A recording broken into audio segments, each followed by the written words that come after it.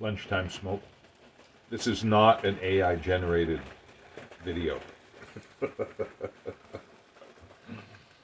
I went to I'm on an advisory panel for a local community college and a technical advisory committee. I just review what they're teaching. Does it kind of match up with industry needs? When you have some students that might want to be interns. So, I've been doing that for a long time. But every year they do a little appreciation dinner. It wasn't a dinner last night, it was just kind of a get-together and a lecture from one of the information technology professors. Younger guy. And it was very interesting. His topic was AI, education, and industry. But before I start, so this looks like a BP Jum, right? It's really a Yello-Bole. I don't know if it'll focus. A Yello-Bole. Yello-Bole Imperial. And it's quite a stamp they have it. But I'll guess from the 60s probably. Like most of my pipe collection, not all of it yet. Picked it up on eBay. I have never found a pipe. I've been to pipe stores and bought estate pipes, but I have never gone to a thrift store and found anything I liked. In fact, I rarely see a pipe. Not that I'm there very often, honestly. But. And maybe I'm looking in the wrong place, you know. I'm not very diligent about it. Anyway, last night, AI. Big topic. Chat GPT, blah, blah, blah. So, this guy's theory is that AI is going to have a huge effect on education. It already is. Because kids are using it to write papers and so forth. So educators have to come up with a way kind of around that doesn't allow that easiness, that not using your actual brain to do the project. So he was saying when he has some of his students code, he never really looks at the code, at the resulting code, because it could very easily be generated using AI.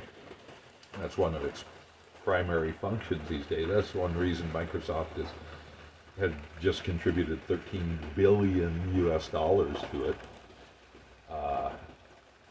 to Chat GPT, or the overarching company. So he has them video themselves working through the process of figuring out and then coding. So it's an idea. Smart guy, real dynamic, younger guy. It was fun to listen to him. So he thinks that AI is going to have a huge effect in education. And we need to deal with that. It is also going to have a large effect in industry. But it is not probably going to, it's going to change how we work rather than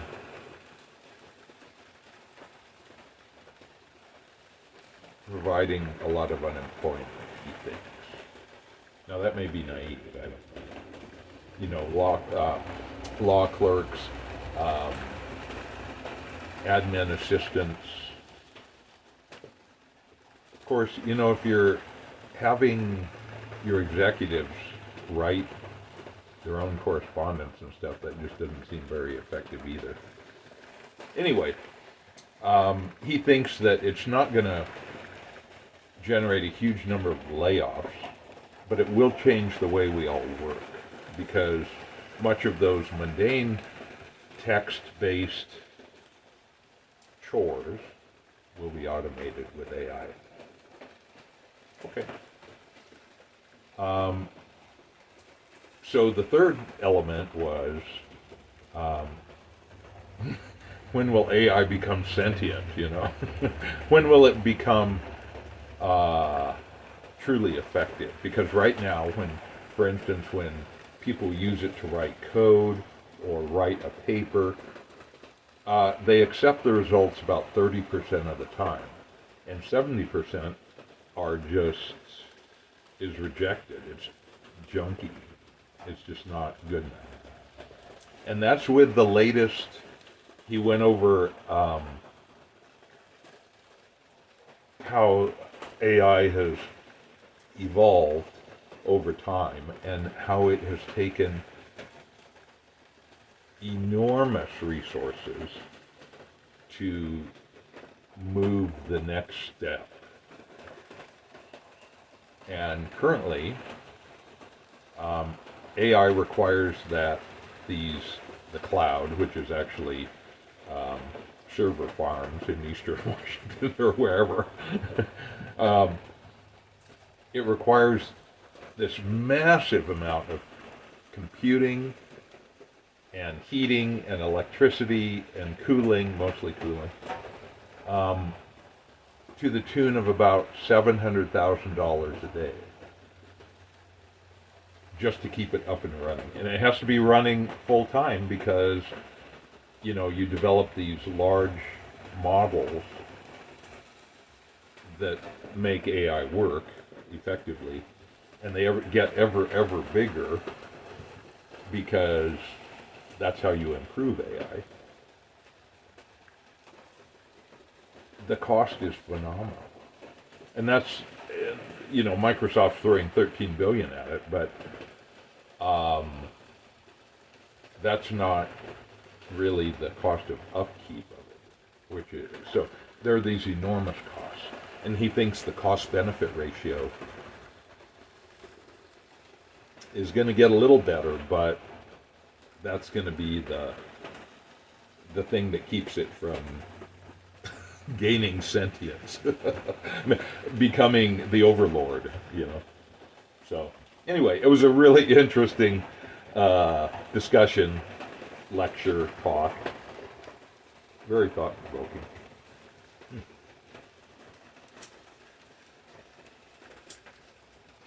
So this is the first pipe I've had in a week.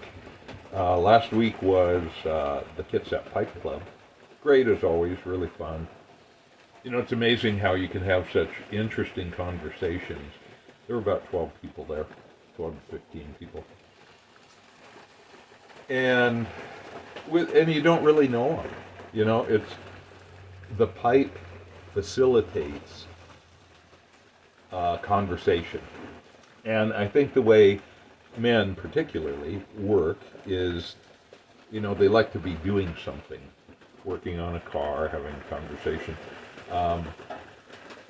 You name it, an activity. And a pipe is really good activity. We can talk about that, we can talk about tobacco, we can talk about everything else. It's really fun. So, and interestingly, it's in real time, face to face. I was thinking some of that stuff was just going to go away. With social media, where people can, reach out. I was going to say, but it's really never a one-to-one conversation. It's totally one-sided. So, yeah. So it's no surprise that social media has not totally replaced face-to-face or Zoom meetings, or which is maybe the next best thing, but it's still not there. So because it's kind of one way, you know, it's hard to be. People are constantly interrupting each other, and the more people you have, the less dynamic the conversation is. So, yeah. So the Pipe Club is a throwback to unsmoking some Balkan Supreme, some early 2010-ish Balkan Supreme in here. It's kind of dry, which you need a kind of a dry mixture with this shallow. This isn't quite as wide as some, but the bowl shape just doesn't lend itself to moist tobaccos. I don't think. Hard to keep them lit. Hard to keep them burning evenly. So I am heartened to see that face-to-face social groups still have a very real place. I mean, yeah. But I mean, it's about a 4-hour-ish. You can come and go anytime. Meeting from 12 to 4-ish. And I'm usually there for the whole thing, just because I enjoy it. But I smoke the whole time. So it's like, I'm so done. So a week later, I'm having my first smoke. But I'm not a big, like, daily smoker at all. I'm just not. I don't want to be.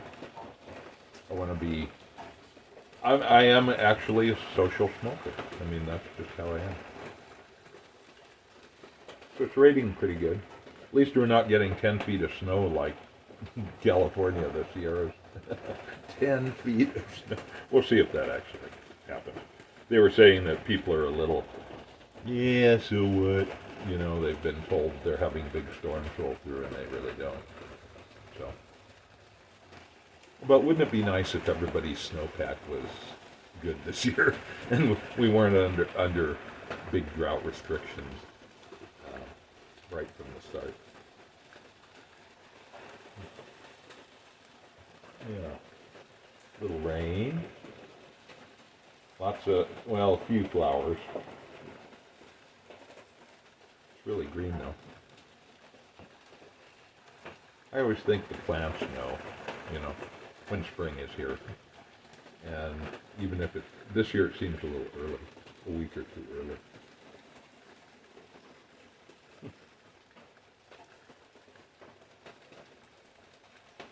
But anyway, once again, if you have a chance to do a pipe club or something like that, the Chicago show is in early April, I think, right?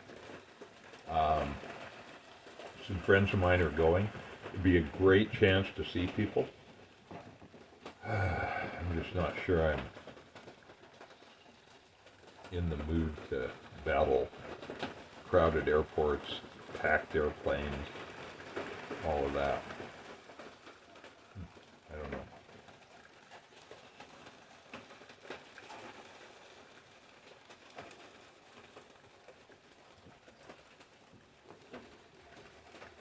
Ooh, a leaf or a particle of something. We'll see. But you have to get your reservations in fairly early.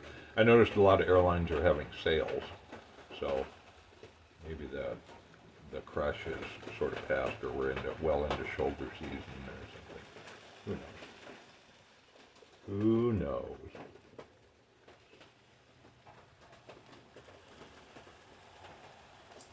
Yeah, let's not rain.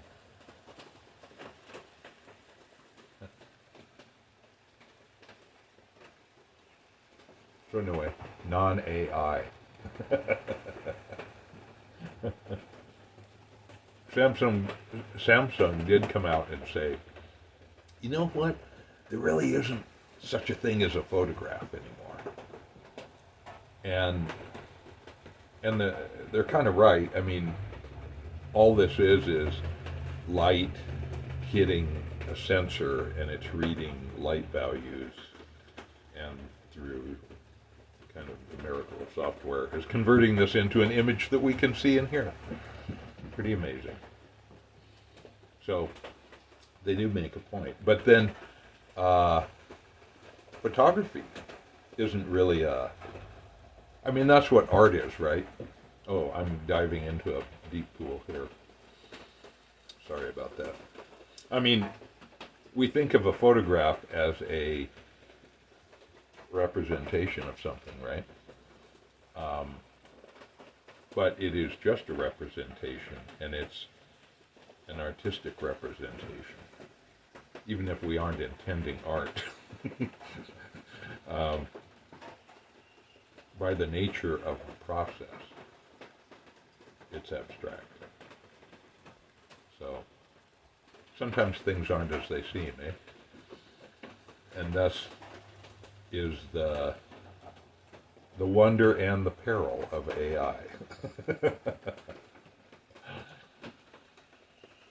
So,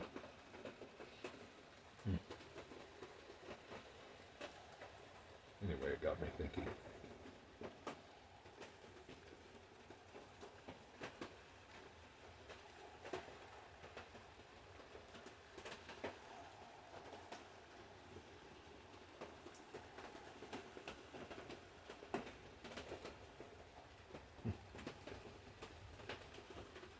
It's funny how custom built was so charismatic somehow that it stimulated all these imitators.